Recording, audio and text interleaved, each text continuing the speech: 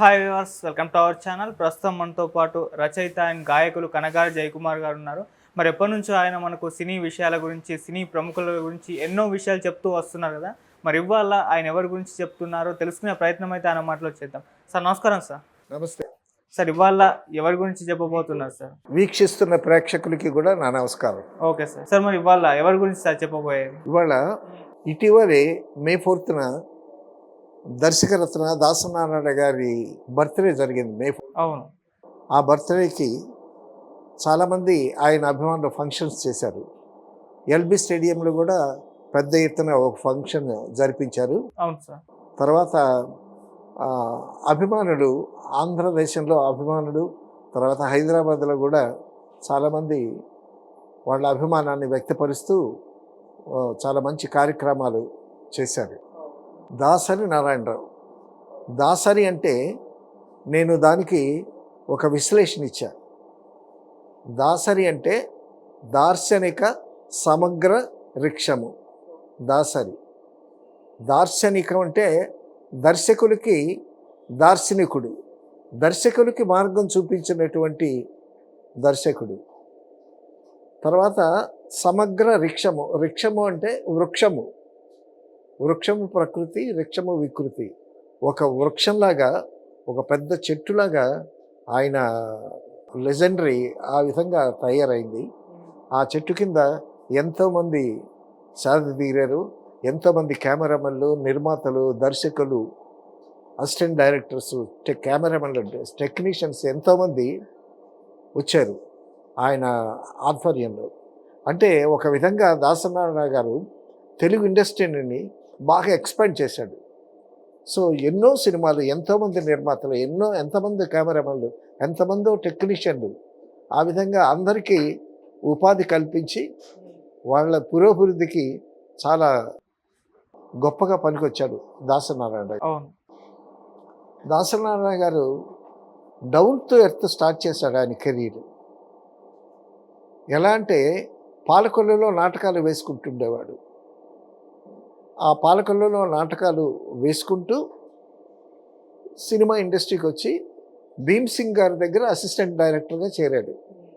Assistant డైరెక్టర్గా చేరి భీమ్ సింగ్ గారి అభిమానం బాగా చూరగొన్నాడు. ఒక షూటింగ్ జరుగుతూ ఉండగా భీమ్ సింగ్ గారు ఒక షాట్ ముగించి ఆయన ఫ్లోర్ బయటకు వచ్చాడు. అప్పటికే అసిస్టెంట్స్ బయటే ఉన్నారు. సో దాసనారాయణ గారితో వాళ్ళ అసిస్టెంట్స్ కూడా ఉన్నారు. భీమ్ సింగ్ గారు ఫ్లోర్ నుంచి బయటికి రాగానే గబుక్కును కుర్చీ తీసుకొచ్చి వేసాడు ఆయనకి. అంటే స్పాంటేనియస్ ఇది. అప్పుడు భీమ్ సింగ్ గారు ఒక మాట అన్నారంట, వీడు ఎప్పటికైనా డైరెక్టర్ అవుతాడు అని. ఆ విధంగా ఆయన జీవితంలో తొలి గడియలో జరిగినటువంటి కొన్ని సంఘటనలు. తర్వాత భీమ్ సింగ్ గారి దగ్గర నుంచి వేరే డైరెక్టర్ దగ్గర అసిస్టెంట్గా చేయటం మొదలుపెట్టాడు. అలాగా తాత మనవడు రాఘవ్ గారి దగ్గర ఒక సినిమాకి అసిస్టెంట్గా చేశాడు. ఆయన అసిస్టెంట్గా చేసేటప్పుడే అతనిలో ఉండేటటువంటి స్కిల్స్ గమనించాడు. ఎవరు? రాఘవ్ గారు. ఓకే. ఆయన రాఘవ్ గారు అనవు, మన తాత మనవడు రాఘవ్ అంటాం. ఎందుకంటే తాత మనవడు సినిమాతో ఆయనకి పెద్ద పేరు వచ్చింది. అయితే దాసనారాయణ గారు ఆ తాత మనవడు కథని ఆయనకి చెప్పటం, ఆయన విని బాగా ఉందని అనుకోవటం, ఆ సినిమా తీద్దామనేటటువంటి నిర్ణయాలు తీసుకోవటం అంతా జరిగిన తర్వాత అప్పుడు డిస్ట్రిబ్యూటర్స్ ఉండేవాళ్ళు. డిస్ట్రిబ్యూటర్స్ ఫైనాన్స్ చేసేవాళ్ళు. ఆ డిస్ట్రిబ్యూటర్ దగ్గరికి వెళ్ళి, ఇతను దాసనారాయణరావు మా దగ్గర అసిస్టెంట్కి పనిచేశాడు, మంచి స్కిల్స్ ఉన్నాయి, ఇతను బాగా చేస్తాడని డిస్ట్రిబ్యూటర్కి చెప్తే, కొత్త దర్శకుడు ఏం చేస్తాడు, రిస్క్ ఇది, కాబట్టి ఎవరైనా పాత్రలను పెట్టుకోమని అంటే, రాఘవ్ గారు ఏం లేదు, మీరు డిస్ట్రిబ్యూషన్ ఇవ్వకపోయినా పర్వాలేదు, నేను వేరే డిస్ట్రిబ్యూటర్ దగ్గరికి వెళ్తాను, ఇతనే డైరెక్టర్గా ఉంటాడు, ఇతనిదే కథ, ఇతనిదే డైరెక్షను అని గంటాపదంగా చెప్పాడు ఆయన. తాత మనవడు రాఘవ్ గారు చాలా చాలా గట్టి పిండం అని చెప్పుకోవాలి ఆయన. He started his career as an office boy. తాత మన రాఘవ్ గారు చిన్నప్పుడే మెడ్రాస్ వచ్చేసాడంట. మెడ్రాస్ వచ్చి ఆఫీస్ బాయ్గా చేరి అంచెలంచెలు ఎదిగి ప్రొడక్షన్స్ అన్నీ తెలుసుకుని ఒక నిర్మాత అయ్యి, పెద్ద నిర్మాత అయ్యి చాలామంది దర్శకుల్ని తయారు చేసినటువంటి వ్యక్తిగా చెప్పుకోవచ్చు ఆయన. సో ఆ స్టబర్న్ మెంటాలిటీ ఉన్నటువంటి వ్యక్తి. ఓకే. ఆయన ఫిలిం మేకింగ్ కూడా చాలా గమ్మత్తుగా ఉంటుంది. టెక్నీషియన్స్ అందరితో చెప్తాడు గట్టిగా. ఇప్పుడు అనవసరంగా ఖర్చు దుబారా కాకుండా, అబ్బాయి నీకు 2 ఇడ్లీ వడ ఇస్తాను ఉదయం టిఫిన్కి, మధ్యాహ్నం లంచ్, ఈవినింగ్ ఏవో స్నాక్స్ ఓకే. అని ఇలాగ చెప్పుకుంటాడు. ఎవరన్నా ఒక ఆర్టిస్ట్ అయినా సరే, పెద్ద ఆర్టిస్ట్ అయినా సరే, చిన్న ఆర్టిస్ట్ అయినా వాళ్ళకి కావాల్సిన డిష్ ఏదన్నా ఈటబుల్ ఐటెం ఏదన్నా ప్రొడక్షన్ మేనేజర్తో తెప్పించుకుంటే ఆ తెప్పించుకున్న అమౌంట్ అంతా అతని రెమ్యునరేషన్లో కట్ చేసి బ్యాలెన్స్ ఇస్తాడు. అంత పకడ్బందీగా ఉంటాడు. ఓకే. అంటే కాస్ట్ ఆఫ్ ప్రొడక్షన్ ప్రొడ్యూసర్ చేతిలో ఉండేది, ఇప్పుడు కాస్ట్ ఆఫ్ ప్రొడక్షన్ ప్రొడ్యూసర్ చేతిలో లేదు. అందుకే కోట్లు ఖర్చు అవుతున్నాయి, చాలా వేస్ట్ అవుతున్నది అనే అభ్యంతరం లేకుండా చెప్పుకోవచ్చు మనం. అయితే దాసనారాయణరావు గారు తాత మనవడు సినిమా తీయటానికి పూనుకున్నారు. షూటింగ్ అవుతుంటే ఈ తాత మనవడికి పనిచేసేటటువంటి దాసనారాయణరావు గారి దగ్గర పనిచేసేటటువంటి రేలంగిరేశ్వరరావు, హరిశ్చంద్రరావు వీళ్ళందరూ నాకు రూమ్మేట్స్. నేను విశ్వనాథ్ గారి దగ్గర పనిచేసేవాడిని, వాళ్ళేమో దాసనారాయణ గారి దగ్గర పనిచేసేవాళ్ళు. షూటింగ్కి అయిన తర్వాత వచ్చి అక్కడ విషయాలు ఇక్కడ విషయాలు మేము షేర్ చేసుకునేవాళ్ళం అనమాట. నేను అప్పుడు బాపు గారి దగ్గర సంపూర్ణ రామాయణ సినిమా చేస్తున్నా, వీళ్ళేమో తాత మనోడు సినిమాకి పనిచేస్తున్నారు. తాత మనోడు సినిమాకి కోడి రామకృష్ణ కూడా పనిచేశాడు. సో ఈ సినిమా అవుతుండగా సంపూర్ణ రామాయణం షూటింగ్ మేము షేర్ చేసుకునే కాలక్షేపం చేస్తూ ఉండగా మొత్తానికి తాత మనోడు సినిమా ఫస్ట్ కాపీ వచ్చింది. ప్రొజెక్షన్ వేశారు. ఆ ప్రొజెక్షన్కి బాపు గారు వెళ్ళారు. బాపు గారు వెళ్ళి సినిమా చూసి వచ్చారు. సినిమా చూసి వచ్చిన తర్వాత ఎలా ఉందండి తాత మనవడు అంటే, బాపు గారు చాలా అద్భుతంగా ఉంది సినిమా, చాలా బాగుంది, చాలా గొప్పగా తీశాడు. తాత మనవడు బ్లాక్ అండ్ వైట్, అప్పుడు మేము చేస్తున్న సంపూర్ణ రామాయణం ఈస్ట్మన్ కలర్. బాపు గారు గొప్ప సర్టిఫికెట్ ఇచ్చారు తాత మనవడు సినిమాకి. తర్వాత తాత మనవడు చాలామంది చూశారు. తర్వాత రిలీజ్ అయితే సంవత్సరం పైన ఆడింది అది తాత మనవడు సినిమా, బ్లాక్ అండ్ వైట్. అందులో పెద్ద హీరో లేడు, రాజబాబు హీరో, సత్యనారాయణ, ఎస్వి రంగారావు. తాత అయితే మనవడేమో రాజబాబు వేశాడు, మధ్యలో ఫాదర్ ఏమో సత్యనారాయణ వేశాడు. చాలా అద్భుతమైనటువంటి డ్రామా, మంచి మెసేజ్. సో ఆ కాస్టింగ్తో చాలా అద్భుతంగా ఆడింది. ఇక తాత మనవడు దాసనారాయణ పేరు అయితే ఒక ప్రపంచంలాగా వచ్చిందనమాట మొట్టమొదటి సినిమాతోనే. అందులో స్క్రిప్ట్ కూడా ఆయనే రాశాడు, కథ ఆయనదే, డైలాగులు ఆయనవి, దర్శకత్వం కూడా ఆయనది. సో ఒక కొత్త దర్శకుడు, మంచి స్కిల్స్ స్క్రిప్ట్ రాయగలిగి, మాటలు రాయగలిగి, దర్శకత్వం చేయగలిగి, కథలు కూడా రాయగలిగేటటువంటి ఒక మంచి వ్యక్తి, ఒక మంచి దర్శకుడు వచ్చాడు అనేది ఇండస్ట్రీ అంతా మారుమోగింది. ఇక నిర్మాతలైతే ఇక పిచ్చగా పడ్డారు ఆయన మీద, తాత మనవడు దాని మీద. తర్వాత దాసనారాయణ గారు ఎస్వి రంగారావు గారితో మరొక సినిమా చేస్తున్నారు. దానికి మా రూమ్మేట్ రేలంగి నరసింహారావు గారు ఆయన పనిచేస్తున్నాడు ఆ సినిమాకి.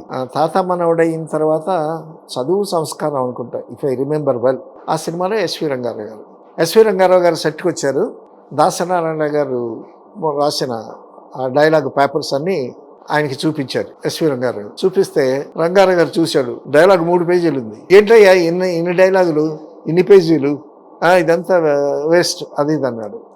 అని అంటే అప్పుడు అసిస్టెంట్ వెళ్ళి దాసనారాయణ గారితో చెప్పాడు, ఎస్విఆర్ గారు రంగారావు గారు ఎలా అంటున్నారని అని అంటే దాసరి గారు వచ్చాడు. ఏమంటే మీరు ఒక క్యారెక్టర్ గురించి ఆలోచిస్తారు, నేను అన్ని క్యారెక్టర్స్ గురించి ఆలోచిస్తాను, కథ మొత్తం సినిమా మొత్తం ఆలోచిస్తాను నేను అని చెప్పాడు ఆయన.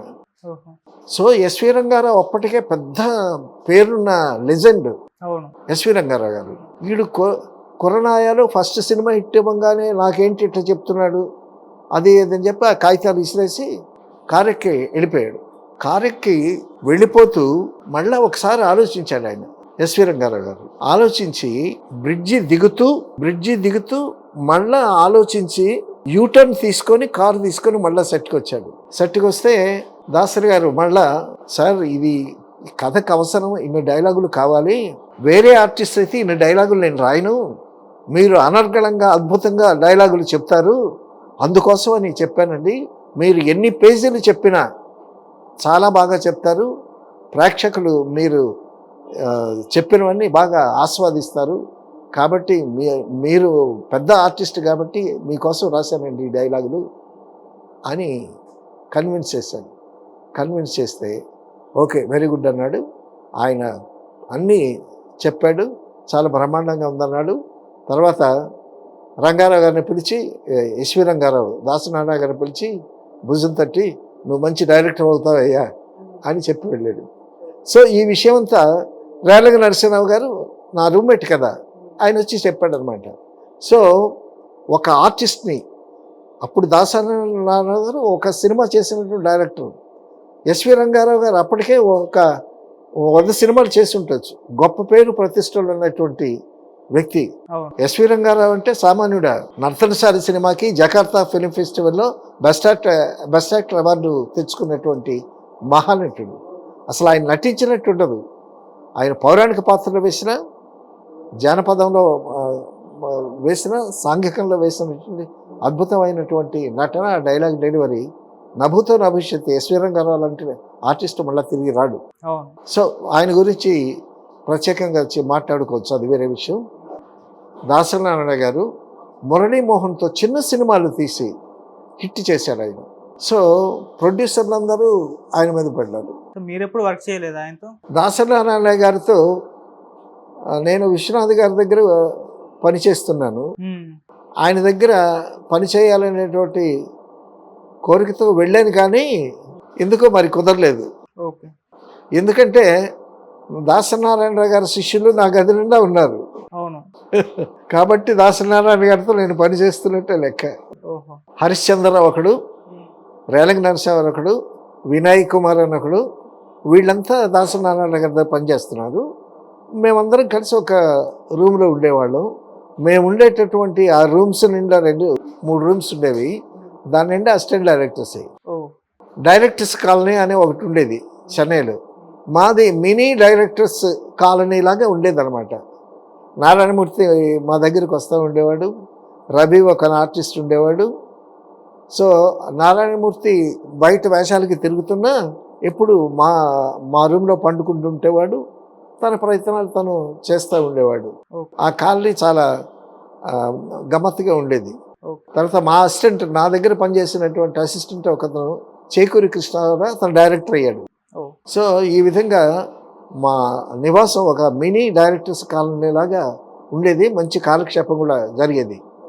కాబట్టి ఇంతటితో దాసనారాయణ గారి గురించి మనం చాలా చక్కగా ముచ్చటించుకున్నాం. ఇది ప్రేక్షకుల్లో, వీక్షకుల్లో దాసనారాయణ గారి అభిమానులు ఇంకా ఉన్నారు. వాళ్ళందరూ కూడా విని ఆనందిస్తారని ఆశిద్దాం. నమస్కారం. Thank you so much.